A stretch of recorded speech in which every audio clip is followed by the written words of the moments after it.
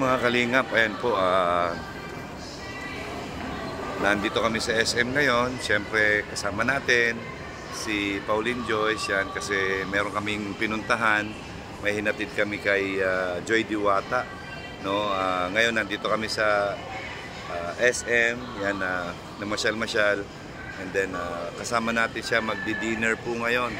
Yan, so samahan niyo po ako mga kalingap, mga ate, mga kuya, mga ka-edpaw dyan, mga edpawnyans. Yan, samahan niyo po ako kay Pauline Joyce. Yan, interviewin natin siya. So yan po mga kalingap, ayan po si Pauline Joyce. Yan, kasama pa rin natin siyempre Roda Mix Vlog. Yan, support po natin Roda Mix Vlog. So nandito po kami ngayon sa isang kainan dito sa SM. Yan, at ayun, niyayaan na natin siya mag-dinner. Yan, kasi gabi na rin po. So, yan. Hello, Pao. Yan, kamusta? Grabe, ang ganda mo dito. Sobra, oh. Tingnan mo. Ang ganda mo dito. Oh. Artista ka ba, Pao? Yan. Koreana, no? Alam ko na ngayon kung bakit si, ha? Diba? Ayan. Ay, may tanong pala. Nakalimutan ko itanong. Yan na, kung sakaling susundin ka sa school ni, ano ba? Okay lang ba sa'yo? Okay lang. Okay lang? Diretso date na kami. Agoy! Malapit na SM eh, no? Lakad lang eh. Lakad lang, SM na. Sabi, Ginoo ko, ano masasabi niyo dyan? Diretso date na daw. Grabe. Hindi ako tuloy nakapagsalita, napalunok ako ah. Yeah. si Roda, kinikilig-kilig eh. Wala, no?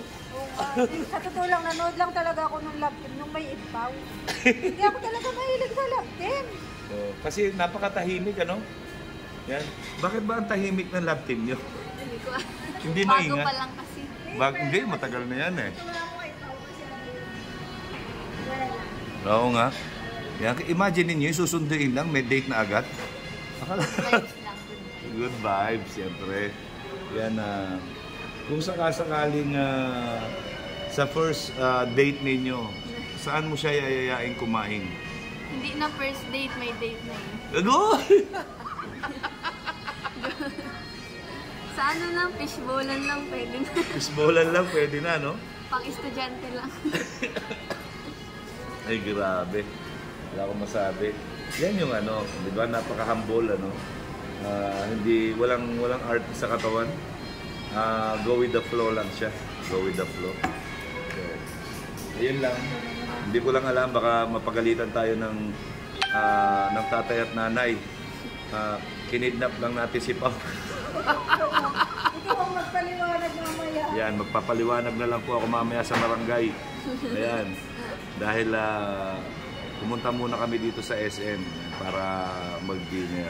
Dahil sa hiling ng mga nakararami na gusto nila na ma-interview ka, yun na meron ka masabi kung ano yung mga gusto mo na tuparin muna ni Ed bago yung pairalin yung puso. Ano nga ba? Malalaman niyan sa vlog. Yan, nakita niya. Nasa episode yan ngayon. Nasa episode ngayon. Ayan, abangan natin yan, mga kalingap, mga ka-edpaw niyan. Say, grabe naman to. Yan, may aabangan na naman tayo. Ano ba yan? So, ayan, so, kanina pala natuloy yung natuloy shoot nyo, no? Oo, wala ako kasi kanina, nasa Naga. Naga kami kanina. Yan eh, alam mo naman, siyempre kailangan ko mag-scout dahil dadating yung panahon, napupuntahan nyo rin yan. Yan, magbibigay tayo ng tulong dyan sa mga yan, di ba? So, mas happy yun, mas enjoy yun, di ba?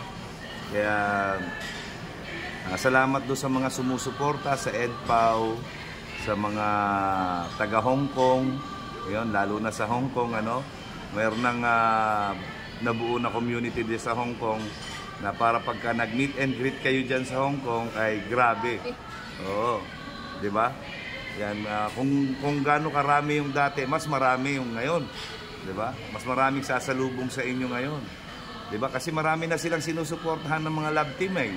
Di ba? So, yung kilig at saya na nararamdaman nila sa inyo mag-love team ay kakaiba. Lagi nila sinasabi, hindi naman sila ganun ka-sweet, pero parang pagka pinapanood namin sila, parang tuwan-tuwa kami, masaya kami, at kinikilig pa rin kami kahit ang mga senior citizen na kami. Yung ganun ba? Kasi madalas yun yung sinasabi sa akin. Sabi ko, Kuya Mail, wag mo pababayaan yung dalawa, ha? Ganyan yung mga sinasabi sa akin. Sabi ko, ay, opo, alam nyo naman na nag-aaral yung mga yan, pero siyempre, nandyan tayo, monitor ko na lang sila. Sabi ko nga kay Pao, sabi ko, pagkakailangan niya na meron siya pupuntahan, sabihin niya lang ako, pag available ako, okay naman. Basta nandyan lang ako lagi sa bahay. Yan ano naman alam niyo naman, ngayon naglalabas ako dahil pinupuntahan natin yung mga seniors na mga matatagal na binibigyan natin ng konting ayuda, bigas, di ba? Gaya ng programa ni Kuya Bal. Yan, nasa Kalingap Partners, isa sa obligasyon namin yan. Kaya kami nandito sa Bicol, di ba? Ang sumuporta sa programa ni Kuya Bal. So, ganun din ang EdPAW. Yan, dahil charity vlogger ang founder, so charity rin sila. Siyempre, yan ang mas maganda. At saka, ang laging pinapakita namin dito ay yung mag-concentrate sila sa kanilang pag-aaral. Tapusin muna nila kung talagang sila ang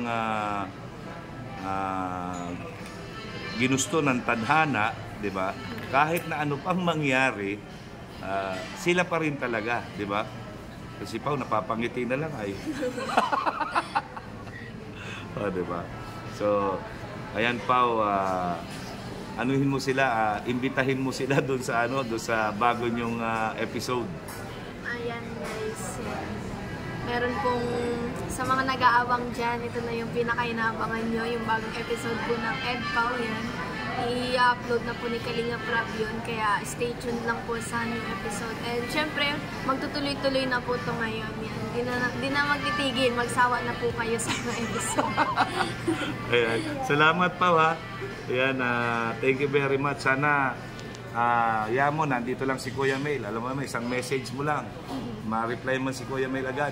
Ayan. Thank you Pao sa tiwala at kay Kuya Bal Santos Matubang, kay Ate Edna. Salamat po sa tiwala na isa ako sa naging founder ng EdPAW. Yan, gagawin po natin ang lahat para sa ikabubuti ng dalawa at maging inspirasyon sila ng mga kabataan. Diba? Yan, dahil ang kabataan, ang pag-asa ng bayan. Diba? Salamat Pao, thank you very much.